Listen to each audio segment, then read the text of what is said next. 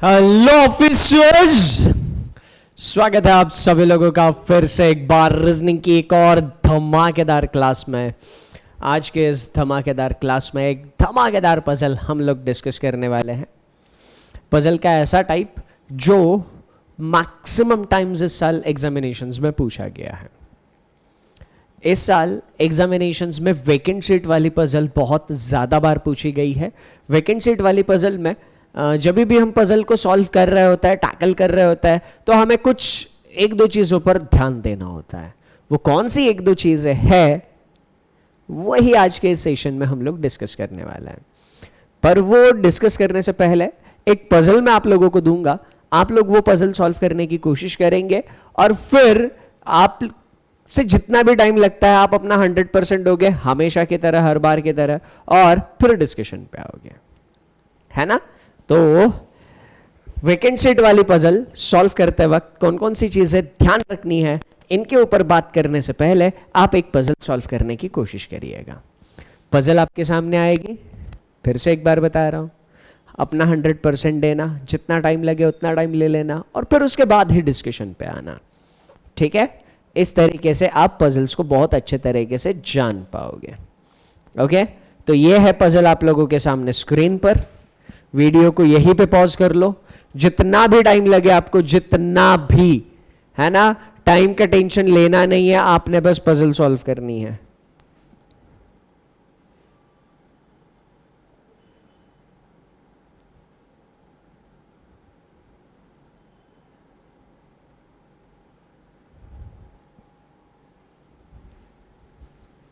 Okay, चलो। I hope कि आपने अभी तक अपना 100% दिया होगा। अगर आपने अपना 100% नहीं दिया है तो वापस जाना और फिर इस पजल पर आना, ठीक है। पजल का डिस्कशन शुरू करने से पहले एक इम्पॉर्टेंट चीज़ मैं आप लोगों के साथ डिस्कस करना चाहता हूँ। वो इम्पॉर्टेंट चीज़ है क्या? एक सिनारियो हम कंसिडर करते हैं। सिनारियो क्या है? 8 लोग एक लाइन में बैठे हैं नॉर्थ की तरफ फेस करते हुए। 8 ज्यादा हो जाएंगे। 8 लोग एक लाइन में बैठे हुए हैं, सब लोगों का फेस नॉर्थ में है और उस लाइन में एक वेकेंट सीट है। उस लाइन में एक वेकेंट सीट है। सिनारियो क्लियर हो गया? 8 लोग एक लाइन में बैठे हैं, सारे सभी लोगों का फेस नॉर्थ की तरफ है। 1 2 3 4 5 6 7 8। अब मैं आपको एक कंडीशन देता हूं डिस्कशन को आसान बनाने के लिए। ये बस नंबर्स दे रहा हूं, ऐसे नंबर्स हमें देने नहीं होते, आप लोगों को पता है। ये नंबर्स तो बस मैं डिस्कशन को आसान करने के लिए देता हूं, है ना, वरना ये नंबर्स हमें देने की जरूरत नहीं होती है। अनलेस एंड अनटिल पजल में बोला, पजल में बोला हो तो नंबर देंगे, अदरवाइज नंबर नहीं देंगे, ठीक है। अब मैं आपको एक चीज, एक कंडीशन पहले से इसमें फिक्स करके देता हूं और वो कंडीशन क्या है? ए बैठा है चौथे नंबर की पोजीशन पर। ए बैठा है चौथे नंबर की पोजीशन पर। ओके, ठीक है। अब इसमें कंडीशंस है, 2 persons sit between A and B. 2 persons sit between A and B.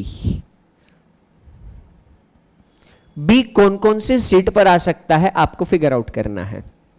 ए और बी के बीच में 2 लोग बैठते हैं तो बी कौन कौन सी सीट पर आ सकता है आपको फिगर आउट करना है। 1 और 2 छोड़ूंगा, बी इधर आ सकता है, पहली पॉसिबिलिटी। 1 और 2 छोड़ूंगा, बी इधर आ सकता है, दूसरी पॉसिबिलिटी, ठीक है। तो बी कहां कहां पर आया? 1 और 7। सर ये तो आसान था। अगर आसान था तो पूछता नहीं ना मेंस की क्लास में। अगर ये आसान होता इतना ही तो मेंस की क्लास में पूछता नहीं, ठीक है। अब ध्यान से समझना, ये दोनों सही है पर इसमें एक वेकेंट सीट भी है। इस पजल में एक वेकेंट सीट भी है। ध्यान से सुनना। अब अगर मैंने बी यहां पे लिया तो इधर भी कोई एक इंसान बैठेगा और इधर भी कोई एक इंसान बैठेगा, है ना। अगर भी यहां पे लिया तो इधर भी कोई एक इंसान बैठेगा और इधर भी कोई एक इंसान बैठेगा, ठीक। जरा सोचना और फिगर आउट करना, इस कंडीशन के मुताबिक मैं बी यहां पे ले सकता हूं क्या?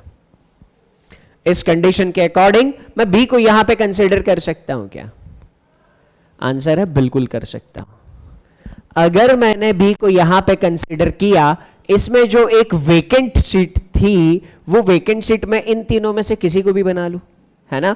वो वेकेंट सीट मैंने इसको बना लिया, इधर एक पर्सन बैठा, इधर एक पर्सन बैठा। ए और बी के बीच में दो पर्सन्स आने चाहिए थे। ए और बी के बीच में दो पर्सन्स आने चाहिए थे। सीट 3 आए, क्या फर्क पड़ता है, क्योंकि एक सीट तो वेकेंट है इसमें। तो इस कंडीशन के मुताबिक बी कौन कौन सी जगह पर हो सकता था? इस कंडीशन के मुताबिक बी पहली पोजीशन पर हो सकता था, बी 7वीं पोजीशन पर हो सकता था, और बी 8वीं पोजीशन पर भी हो सकता था। बी अगर 8वीं पोजीशन पर आता तो ए और बी के बीच में वेकेंट सीट आ जाती। अगर बी 8वीं पोजीशन पर आता तो ए और बी के बीच में वेकेंट सीट आ जाती। तो एक पॉइंट जो सबसे इंपॉर्टेंट हम लोगों ने अभी देखा, वो क्या देखा?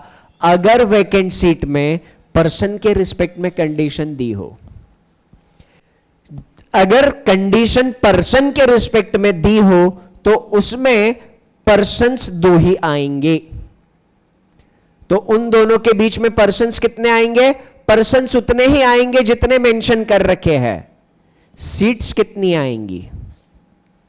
उन दोनों पर्सन्स के बीच में सीट्स कितनी आ सकती है? जितने पर्सन है उतनी ही सीट आ सकती है। पहली पॉसिबल केस, जैसे बी इधर लिया, 2 लोग थे, 2 ही सीट आ गई। जितने लोग हैं उतनी ही सीट अगर है तो एक भी सीट वेकेंट नहीं होगी, है ना? वेकेंट सीट नहीं आ पाएगी फिर, है ना? या फिर वेकेंट सीट अगर बीच में आ गई, वो भी आ सकती है। अगर एक वेकेंट सीट है और 2 लोग ए और बी के बीच में बैठते हैं तो पॉसिबल केसेस क्या है? ए और बी के बीच में 2 ही पर्सन्स आएंगे। अब ये डिपेंड करता है वेकेंट सीट ए और बीच में आती है या नहीं आती है। अगर बीच में वेकेंट सीट नहीं आती है तो उनके बीच में सीट्स 2 ही होगी। उनके बीच में सीट्स 2 ही होगी। कब? जब वेकेंट सीट बीच में नहीं आएगी। पर उनके बीच में सीट्स 3 हो जाएगी, लोग 2 ही रहेंगे। कब? जब उनके बीच में वेकेंट सीट आ जाएगी। फंडा क्लियर?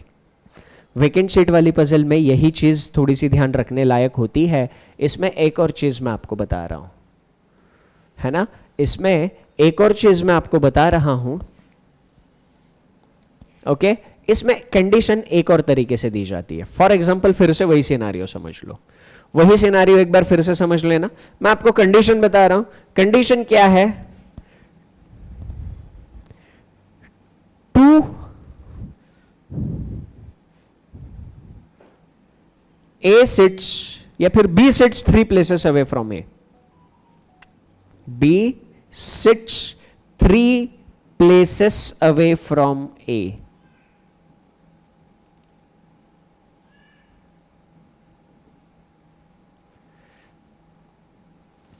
कंडीशन किसकी रिस्पेक्ट में है? ये वाली जो कंडीशन अभी हम लोगों ने पढ़ी, ये कंडीशन किसकी रिस्पेक्ट में है?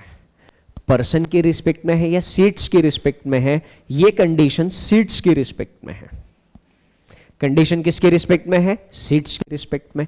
जब कंडीशन सीट्स की रिस्पेक्ट में है ध्यान से रखना, 3 प्लेसेस की दूरी पर, मतलब बीच में 2 प्लेसेस का गैप होगा।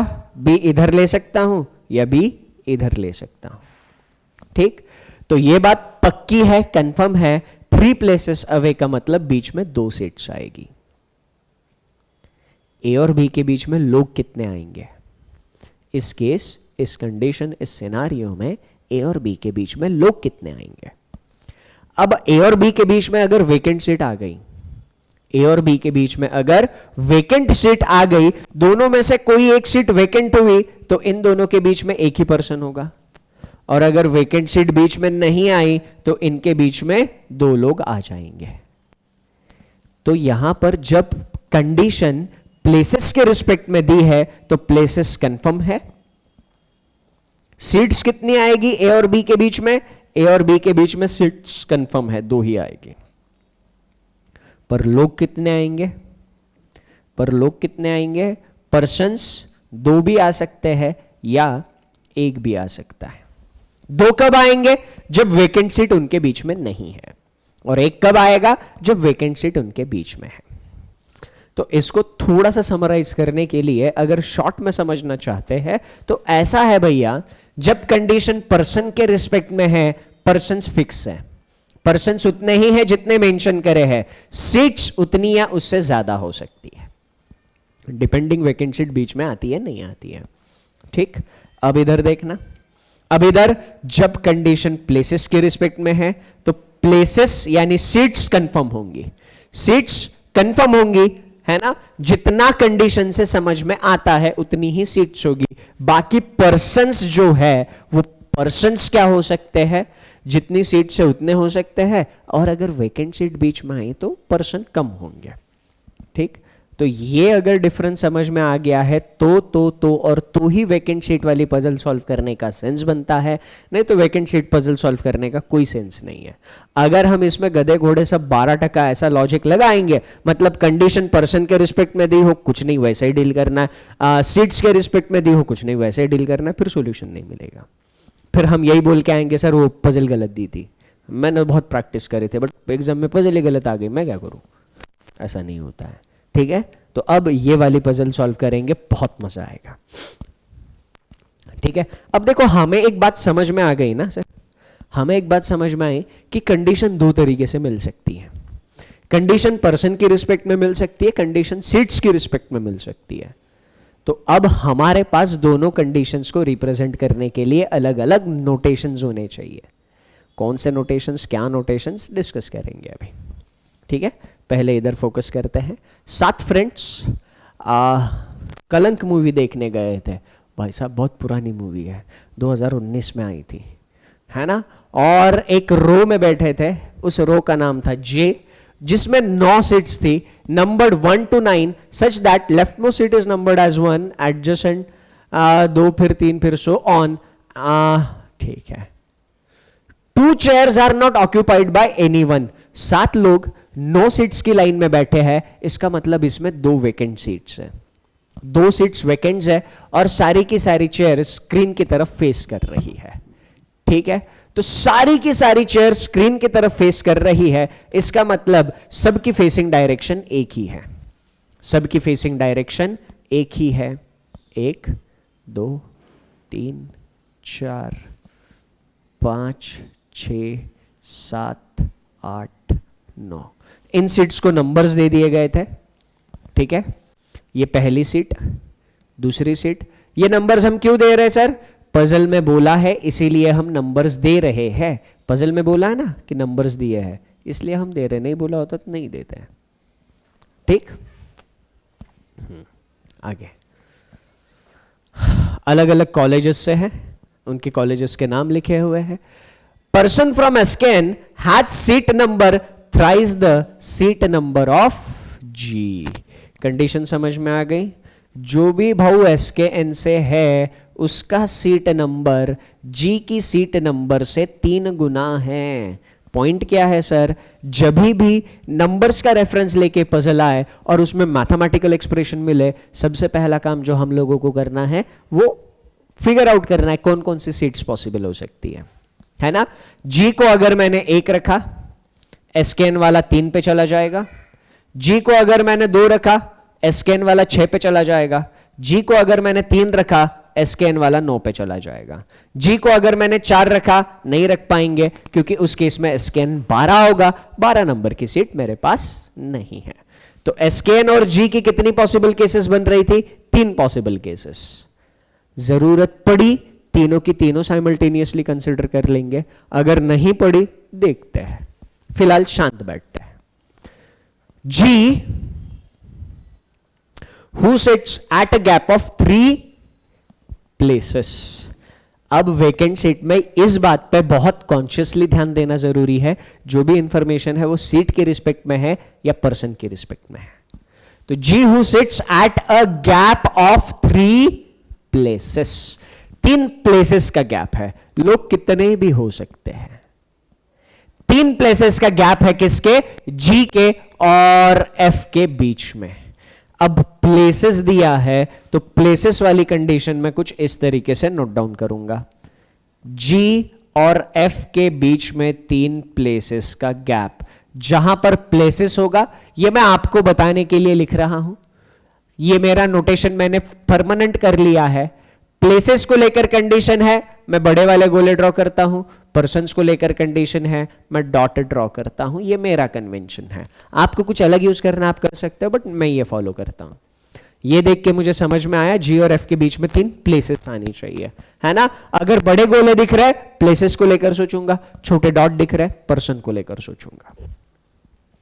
ठीक है, चलो। F sits immediate left of the vacant seat। F vacant seat के इमीडिएट लेफ्ट में बैठा है, जो भी वेकेंट सीट है उसकी इमीडिएट लेफ्ट में F बैठा हुआ है। अच्छी बात है, आई लाइक इट। ओके, चलो आगे।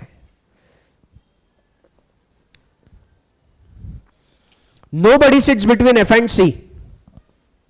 F और C के बीच में कोई नहीं बैठ रहा, F और C एडजेसेंट बैठे हैं, कंसेक्यूटिव बैठे हैं।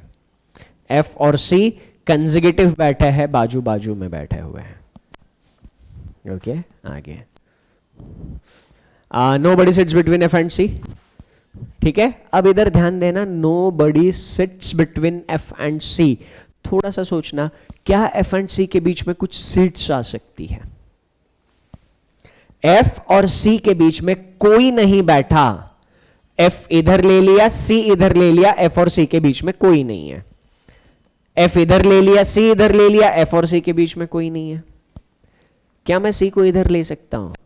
C को यहां पर लेते हुए क्या ये कंडीशन सेटिस्फाई हो सकती है? देखो, अब वेकेंट सीट वाली पजल में 2 कंडीशन फिर चेंज हो जाती है। अगर मैं बोल दूं F और C आर नेबर्स, उसका मतलब अलग है वेकेंट सीट वाली पजल में। और मैं बोलूं F और C के बीच में कोई नहीं बैठता, वेकेंट सीट के लिए उसका मतलब अलग है। अगर मैंने बोला F और C पड़ोसी है, ध्यान से सुनना, अगर मैंने बोला F और C पड़ोसी है तो मुझे, अगर F मैंने 5 पे लिया, अगर, है ना, F 5 पे आएगा, मुझे नहीं पता, मैं बस एक पॉसिबल केस एक्सप्लेन कर रहा हूं। अगर मैंने F 5 पे लिया, C इन दोनों में से कहीं एक जगह लेना पड़ेगा। ये केस कौन सा हो जाएगा? नेबर का, पड़ोसी का केस हो जाएगा।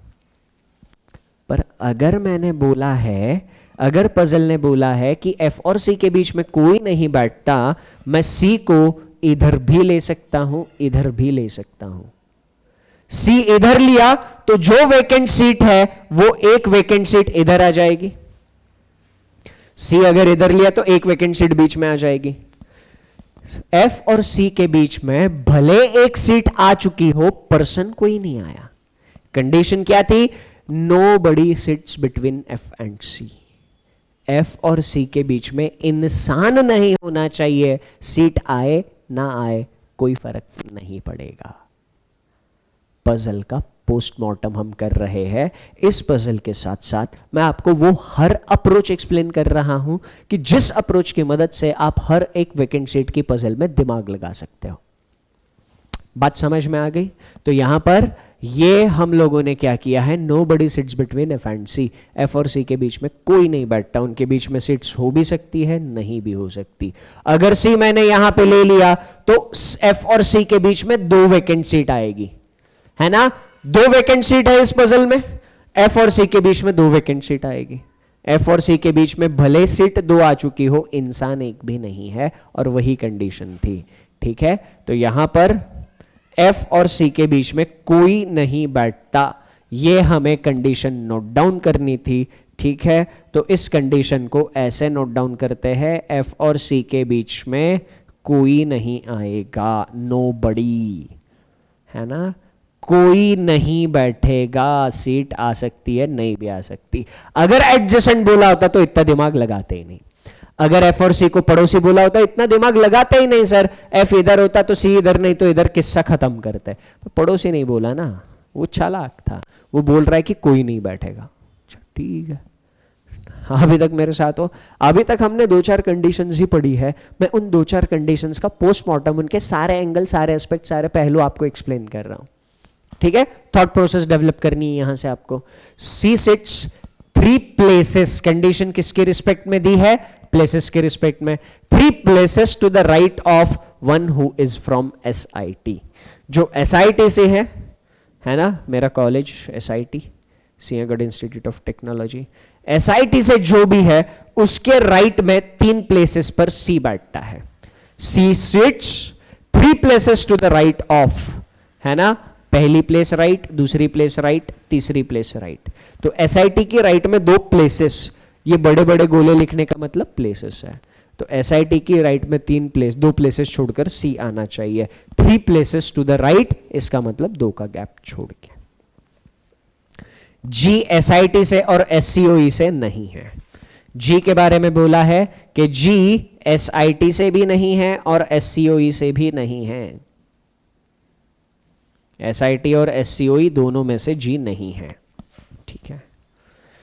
जो SIT से है, the one from SIT and E are the neighbours. SIT और E पड़ोसी है। SIT की पड़ोस में कौन होना चाहिए, SIT की पड़ोस में E होना चाहिए। इधर नेबर्स बोला है सर, इधर क्या बोला है, नेबर्स बोला है। E और SIT आर नेबर्स। अगर इधर भी बोलते E और SIT के बीच में कोई नहीं बैठता तो फिर दिमाग का भाजीपाला हो जाता। F और C के लिए बोला, F और C के बीच में कोई नहीं बैठेंगे। इधर बोला E और SIT पड़ोसी है, इसने थोड़ा काम आसान कर दिया है, ठीक है। Number of person to the left of E is equal to the number of person, number of seats to the right of B। और भयानक कंडीशन, और भयानक कंडीशन, कंडीशन पे ध्यान दो। Number of persons to the left of E, E के left की persons का कंपैरिजन किया गया है नंबर ऑफ सीट्स। सीट्स की स्पेलिंग गलत है, बट स्पेलिंग को छोड़ो, भावनाओं को ध्यान दो। E की लेफ्ट के पर्सन्स को कंपेयर किया गया B के राइट के सीट्स के साथ। ओ माय गॉड, B के राइट में जितनी भी सीट्स होंगी उतने लोग E की लेफ्ट में होने चाहिए। कंडीशन नोट डाउन करते वक्त भी ऐसे ही करना।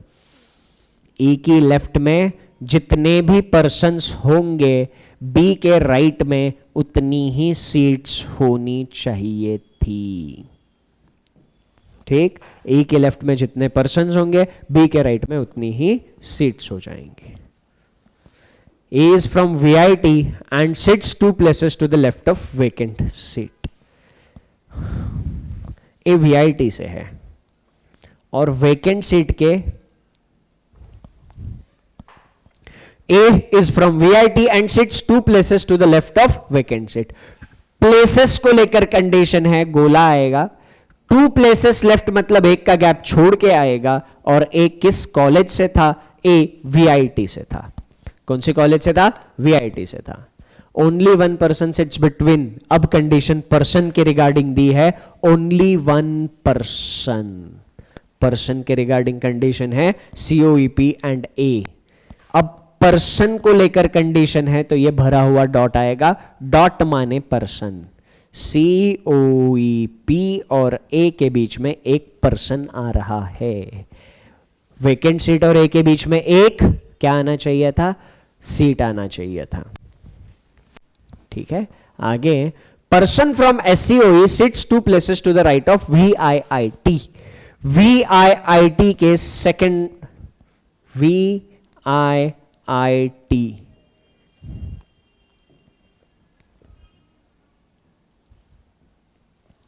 कंडीशन क्या दी है, the person from SCOE sits 2 places to the right.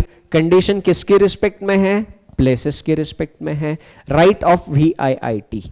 2 places, condition places के रिस्पेक्ट में थी, गोला आएगा, है ना, गोला आएगा। और 2 प्लेसेस राइट मतलब एक का गैप, तो SCOE वाला VIIT के सेकंड राइट प्लेस में होना चाहिए था।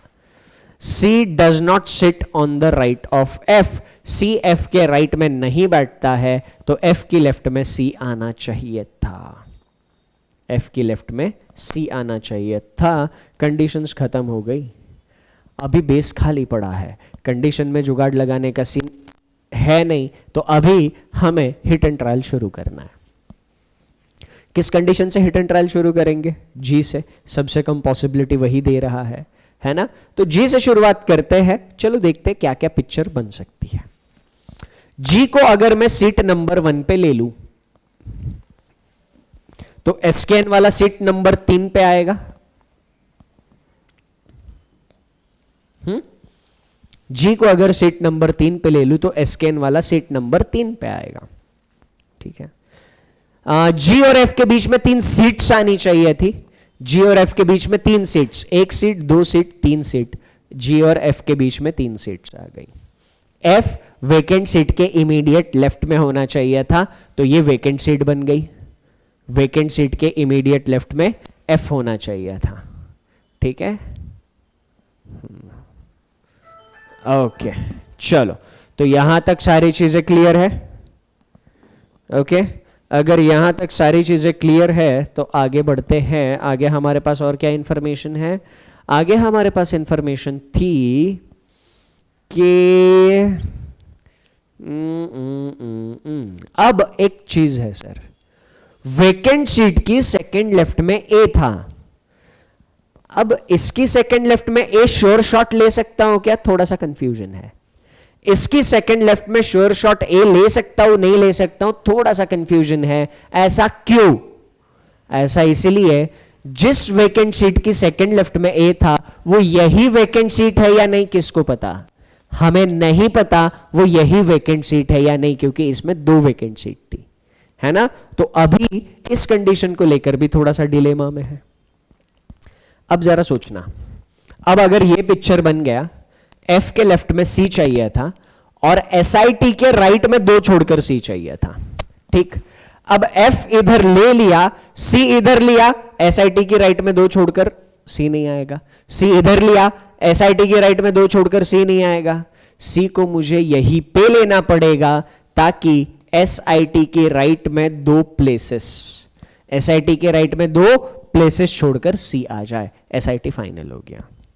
जिधर भी एसआईटी वाला बैठा हुआ है उसके पड़ोस में ई बैठना चाहिए था, ई इधर फाइनल हो गया। ठीक है, ई फाइनल हो गया। अब हमारे पास और क्या इंफॉर्मेशन बची है?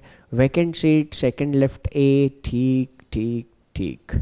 हमारे पास इंफॉर्मेशन थी एफ और सी के बीच में कोई नहीं है, चलो ये भी अच्छी बात है। अब थोड़ी सी इंफॉर्मेशन अगर हम कंबाइन करें, वीआईआईटी की राइट में 1 प्लेस छोड़कर एससीओई होना चाहिए। वीआईआईटी इधर ले लिया, एससीओई इधर आ सकता है। ठीक, आ सकता है।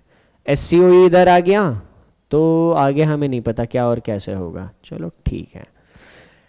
अब एक और चीज, ई की लेफ्ट में जितने पर्सन्स है, ई फाइनल हो गया, ई की लेफ्ट में 1 पर्सन आ गया, ई की लेफ्ट में 1 पर्सन आ गया, बी के राइट में 1 सीट आनी चाहिए थी, बी इधर फाइनल हो गया। ई की लेफ्ट में जितने पर्सन्स थे, बी के राइट में उतनी सीट्स आनी चाहिए थी। बात क्लियर हो गई? ई के लेफ्ट में जितने भी पर्सन्स थे उतनी सीट्स बी के राइट में आनी चाहिए थी। ई की लेफ्ट में 1 ही पर्सन था तो क्या होना चाहिए था? बी के राइट में 1 सीट आनी चाहिए थी। ओके, अब हमारे पास इंफॉर्मेशन क्या है? जिस वेकेंट सीट का सेकंड लेफ्ट ए बैठा हुआ है, क्या वो वेकेंट सीट ये वाली कंसीडर कर सकते हैं? इस वेकेंट सीट के सेकंड लेफ्ट में ए आ ही नहीं सकता। इसका मतलब ये वो वाली वेकेंट सीट नहीं थी जिसकी सेकंड लेफ्ट में ए आ रहा था। ये कोई अलग ही वेकेंट सीट थी, ये कोई अलग ही वेकेंट सीट थी। तो दूसरी वेकेंट सीट कहां आएगी? दूसरी वेकेंट सीट यहां पे ले ली, सेकंड लेफ्ट ए नहीं ले पाऊंगा, तो दूसरी वेकेंट सीट यहां पे लेनी पड़ेगी। उसका सेकंड लेफ्ट ए इधर आ जाएगा। ए कौन सी कॉलेज से था? ए वीआईटी से था। ए कौन सी कॉलेज से था? ए वीआईटी से था। वीआईटी और सीओईपी के बीच में 1 पर्सन आना चाहिए था, ध्यान देना। वीआईटी और सीओईपी के बीच में 1 पर्सन आना चाहिए था, सीट नहीं। अब वीआईटी इधर ले लिया है, 1 पर्सन छोड़ के सीओईपी इधर नहीं ले पाएंगे। क्यों नहीं ले पाएंगे सर? ये तो वेकेंट सीट है। वीआईटी इधर है, क्या एफ को सीओईपी बना दूं? आंसर है नहीं, नहीं। एफ को अगर सीओईपी बना दिया तो वीआईटी और सीओईपी के बीच में 0% आए। सीओईपी और ए के बीच में 0 नहीं 1% होना चाहिए था। कंडीशन पर्सन के रिस्पेक्ट में थी। अगर मैं सी को सीओईपी से बना दूं तो ए और सी के बीच में 1% आ जाता है। अब समझ में आया ये सीट और पर्सन क्या डिफरेंस ला सकता है। अगर हम इस पर गौर नहीं करते तो एफ को सीओईपी बना देते, इस कंडीशन पे गौर नहीं करते तो एफ को सीओईपी बना देते, नहीं चलता, नहीं चलता, बिल्कुल भी नहीं चलता। ठीक है, तो सीओईपी से कौन हो गया, सीओईपी से सी हो गया। ए और सीओईपी के बीच में 1%। ठीक, अब हमारे पास इंफॉर्मेशन है वीआईआईटी के राइट में एक सीट छोड़कर एससीओई आना चाहिए था। वीआईआईटी कहां पर लेंगे? क्या वीआईआईटी कंसिडर करने के लिए हमारे पास जगह बची है? वीआईआईटी इधर लिया, एक सीट छोड़कर एससीओई नहीं आ पाएगा। वीआईआईटी इधर लिया, एक सीट छोड़कर एससीओई नहीं आ पाएगा। वीआईआईटी इधर ले लिया, एक सीट छोड़कर एससीओई नहीं आ पाएगा। वैसे ये केस बहुत पहले ही कैंसिल हो गई थी, ये केस बहुत पहले ही कैंसिल हो गई थी क्योंकि जी एसआईटी से नहीं था और इधर जी एसआईटी से बन गया था। इस कंडीशन पर मेरा ध्यान गया नहीं, वरना ये केस बहुत पहले ही निपट गई थी। ठीक है, ये केस निपट गई है तो हटा दो इस केस को। तो जी की 1 नंबर की पॉसिबिलिटी गलत हो गई, तो जी 2 नंबर पर लेकर देखते हैं। जी अगर मैंने 2 नंबर पे ले लिया तो एसकेएन वाला भाव कहां पे चला जाएगा? 6 नंबर पे चला जाएगा। ये एसकेएन मेरा कॉलेज था, Shrimati Kashibai Navale college of engineering Wadgaon Budruk Pune, है ना, ये मेरा कॉलेज था एसकेएन। तो चलो एसकेएन वाला फाइनल कर लिया, जी फाइनल हो गया। 3 सीट छोड़कर एफ फाइनल करते हैं। 1 सीट छोड़ी, 2 सीट छोड़ी, 3 सीट छोड़ी, एफ फाइनल कर दिया। ठीक है,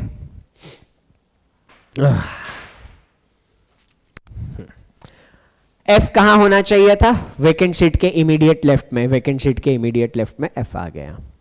एफ के लेफ्ट में सी चाहिए था और एसआईटी का तीसरा राइट सी चाहिए था। जी एसआईटी से नहीं होना चाहिए था। सी इधर लिया, जी एसआईटी बनेगा, नहीं चलेगा। सी इधर लेना पड़ेगा, एसआईटी वाला भाव इधर आ जाएगा। अब एसआईटी की राइट में 2 सीट्स छोड़कर सी आ गया।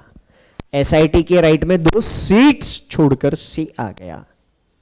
कंडीशन थी एफ और सी के बीच में कोई नहीं बैठता, तो एफ और सी के बीच में एक सीट आ चुकी थी, ये बन जाएगी वैकेंट सीट। ये क्या बन जाएगी? वैकेंट सीट, क्योंकि एफ और सी के बीच में कोई नहीं बैठ रहा।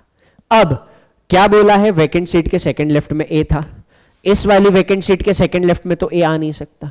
मैं कंफ्यूज हूं सर, मुझे नहीं पता 2 में से कौन सी वाली वैकेंट सीट के लेफ्ट में ए बैठा है। मैंने इसकी चेक किया, इस वैकेंट सीट की सेकंड लेफ्ट में ए नहीं ले पाया, तो इस वैकेंट सीट की सेकंड लेफ्ट में ए मैंने यहां पे ले लिया। कौन सी कॉलेज से था? वीआईटी से था।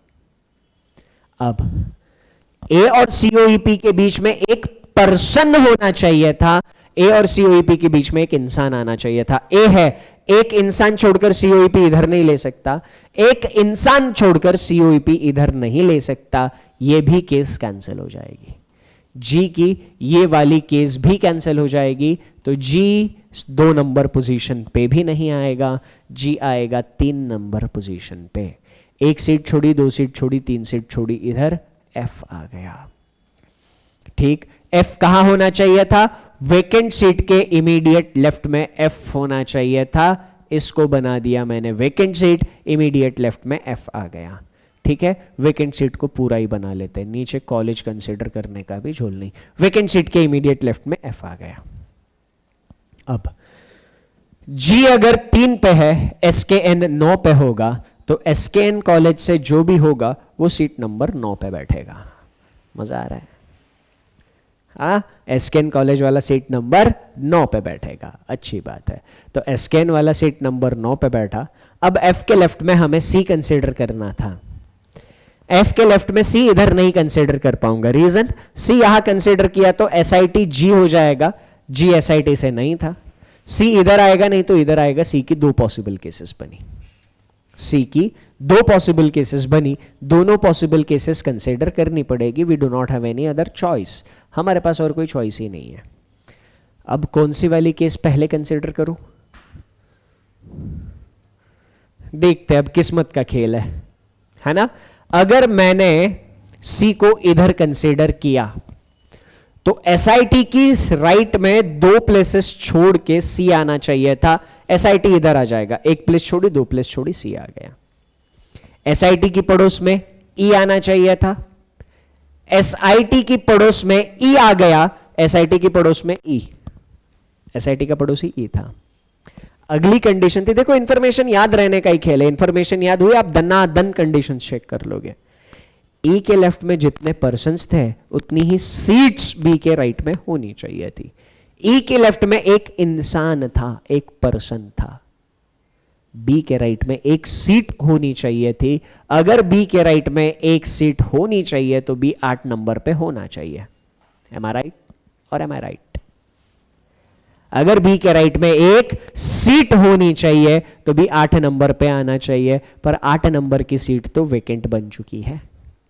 8 नंबर की सीट तो वेकेंट बन चुकी है, इसका मतलब ये झोल हो गया, ये केस गलत हो गई। क्यों गलत हो गई? क्योंकि ए और बी की कंडीशन सैटिस्फाई नहीं हो रही। ओके चलो, तो सी हम अगर इधर नहीं ले सकते, सी इधर और इधर भी नहीं ले सकते थे, क्योंकि सी इनमें से कहीं पे भी ले लिया तो SIT की तीसरा राइट सी नहीं आ सकता था। तो सी को मुझे कंपलसरी यहीं पे लेना पड़ेगा, मेरे पास और कोई चॉइस नहीं है। अब SIT की राइट में, SIT की राइट में दो सीट्स छोड़कर सी आ गया। SIT की पड़ोस में E होना चाहिए था, SIT के इस पड़ोस में E नहीं आ सकता, इस पड़ोस में E मैंने फाइनल कर दिया। E की लेफ्ट में 0 पर्सन्स थे, E की लेफ्ट में 0 पर्सन्स थे, B के राइट में 0 सीट्स होंगे। B के राइट में 0 सीट्स यानी B आ जाएगा 9 पे। E के लेफ्ट में जितने पर्सन्स, B के राइट में उतने सीट्स। E के लेफ्ट में 0 पर्सन्स थे, B के राइट में 0 सीट्स आ गई, B फाइनल हो गया। अब हमारे पास क्या इंफॉर्मेशन है? अब जो भी इंफॉर्मेशन है दनादन यूज करो। वेकेंट सीट में कहां ले सकता हूं? कहीं पे भी ले सकता हूं।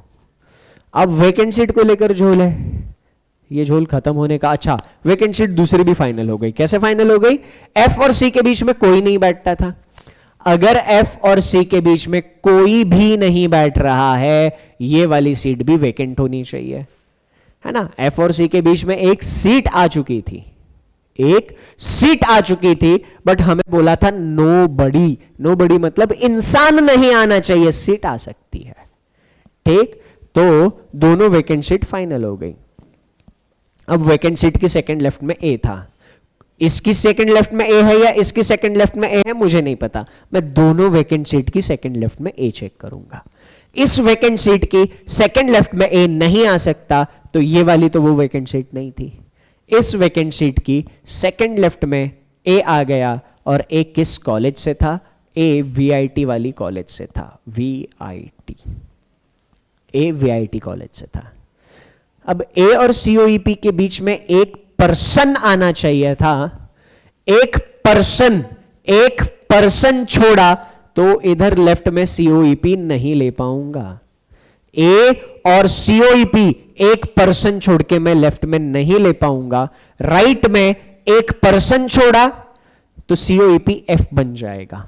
COEP कौन बन जाएगा? F बन जाएगा। एक पर्सन आना चाहिए था A के और COEP के बीच में लोग कितने दिख रहे? कंडीशन पर्सन को लेकर थी, A और COEP के बीच में लोग कितने दिखे? एक ही पर्सन दिखा।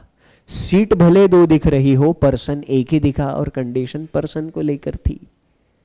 सचिन सर स्पेशल, मैंने खुद बनाई हुई पजल है ना, ये पजल मैंने खुद बनाई हुई है।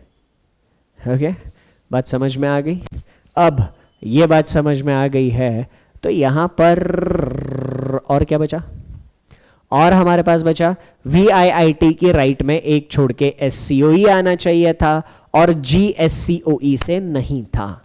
SCOE से G नहीं था, और VIIT के सेकंड राइट में SCOE।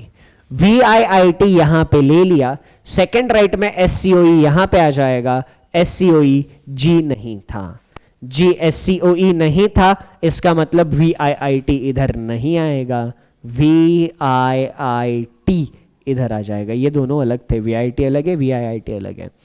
VIIT की सेकंड राइट में SCOE आना चाहिए था, SCOE फाइनल हो गया। सारी की सारी कॉलेजेस हो चुकी थी, एक कॉलेज बचा था, कौन सा बचा था? KJ, है ना? एक कॉलेज बचा था, कौन सा बचा था? KJ। अब एक इंसान बचा है, जो भी इंसान बचा है ढूंढ कर लाना, इधर रख देना, ABCDEFG, ABCD, आखिरी इंसान D बचा था, D आ जाएगा इधर। कैसे लगी? कैसे लगी? कैसे लगी? 3 केसेस बन रहे थे और 3 केसेस में तीसरी केस में वैकेंट सीट की भी कुछ केसेस बन रही थी। और अगर ये ट्रिकी इंफॉर्मेशन आपको पता नहीं होती तो फिर ये पजल कभी ज़िंदगी में सॉल्व नहीं होती, है ना?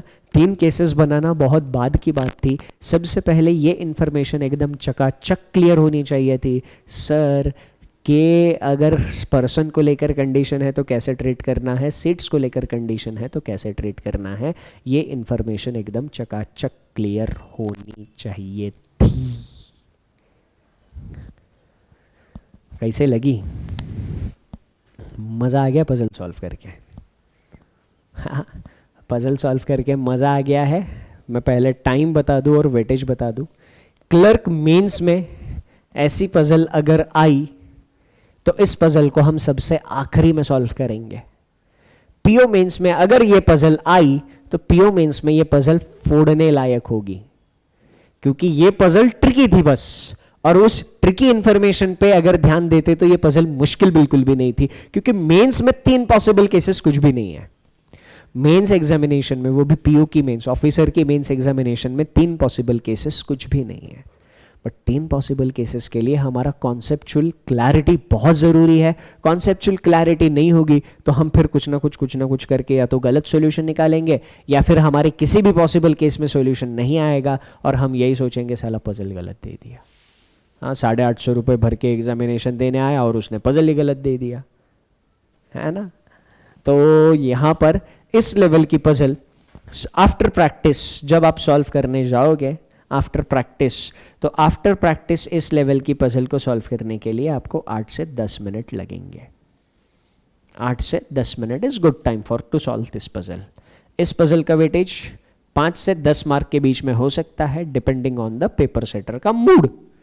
मूड अच्छा रहा तो वेटेज ज़्यादा दे देगा, मूड उसका अगर खराब रहा तो 5 मार्क के लिए भी इस लेवल की पजल वो पीओ मेंस में पूछ सकता है ना? तो 8 से 10 मिनट का टाइम आप ले सकते हो। अगर 5 मार्क के लिए पूछी है और आपने ये पजल सॉल्व कर ली तो ये उस एग्जाम के लिए टफ पजल मानी जाएगी। अगर ये पजल पे 6-7 क्वेश्चन पूछे गए हैं या फिर उसका वेटेज ज़्यादा रखा गया है तो उस एग्जामिनेशन के हिसाब से ये मॉडरेट पजल मानी जाएगी। ठीक है? तो इस पजल को आपने कितना एंजॉय किया और ये कॉन्सेप्ट अच्छे से ध्यान देना चाहिए तो ये डिस्कशन दोबारा फिर से सुनना। जितनी बार कॉन्सेप्ट क्लियर नहीं होता उतनी बार इस डिस्कशन को सुनना, ये एकदम खोपड़ी में फिट बिठा लेना और फिर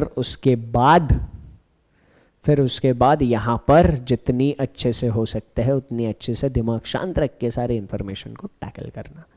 इस पजल को आपने कितना एंजॉय किया मुझे कमेंट सेक्शन में बता देना, है ना? और किसी एक शायर ने कहा है, यूं ही नहीं मिलते तमन्नाओं के शहर, चलने का हौसला भी जरूरी होता है। पीओ बनने का सपना देखा है, 1-1.5 लाख रुपए सैलरी चाहिए, वो ऐसे ही थोड़ी पूरी होगी भाई साहब। उसके लिए राह में जो मुश्किलें आएगी उन मुश्किलों का सीना चीर के आगे निकलना पड़ेगा। कितनी बार? हर बार। जितनी बार मुश्किलें आपके और आपके मंजिल के बीच में सीना तान के खड़ी हो जाए उन मुश्किलों का सीना चीर के आगे निकल जाओ और अपने मंजिल तक पहुंच जाओ। That's it from my side in this session. Thank you, take care and सबसे important, enjoy your time. Bye bye.